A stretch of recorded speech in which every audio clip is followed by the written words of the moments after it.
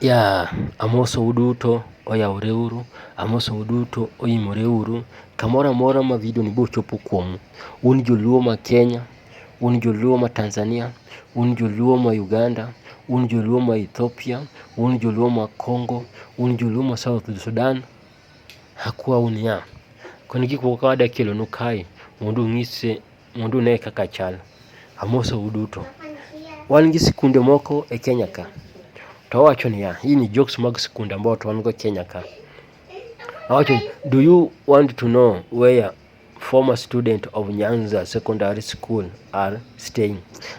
Ano wacho ni ya, udwaro ng'eyo kamora mora ma jomoko osome e sikunde mar Nyanza mar Secondary School kama gidake. Idwa ng'eyo e Nairobi ka kata Kenya kai kama gidake. Haya, wachako kamae. Maranda High School, Umoja Andoni Estate. Ani jomono osomo Maranda School, gin gidak Umoja na Doni Estate. Jomono somo Maseno School, gin gidak South B. Jomono somo Kisumu Boys, odak Ubunga. Jomono somo Kisumu Days, odak Ubunga. Jomono somo Kisumu Boys, odak Mathare North. Jomono somo Sawagongo, odak Makadara. Jomono somo Nyakach Girls, gidak Nyalenda Kilo. Gidak Nyalenda Kilo. Jomono somo Agoro Sere, gin gidak Lang'ata. In koro nisomo kanye, skul mano nisomo dala kucho.